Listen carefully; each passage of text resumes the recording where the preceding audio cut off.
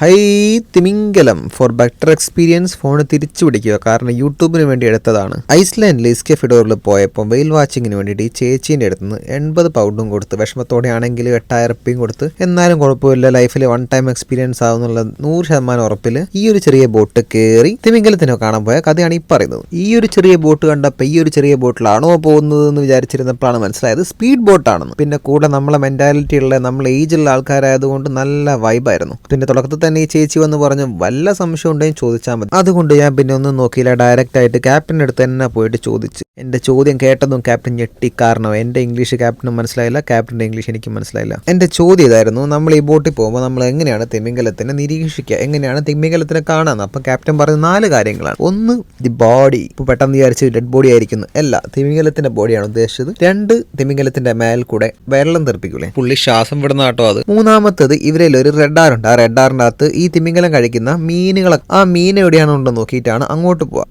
ശരിക്കും പറഞ്ഞ ഒരു വൺ ടൈം എക്സ്പീരിയൻസ് തന്നെ ആയിരുന്നു. ഒരു രക്ഷയില്ല എന്ന് പറഞ്ഞാൽ ഒരു രക്ഷയില്ല. ബൈ ദ ബൈ, ഞാൻ എന്നെ തന്നെ വിളിക്കുന്നത് യൂട്യൂബർ എന്നാണ്. ഞാൻ ഗ്രീസിലും ദുബായിലും പോർച്ചുഗലിലും നോർവേയിലും UK-ലും എല്ലാം പോയി വീഡിയോ എടുത്തിട്ടുണ്ട്.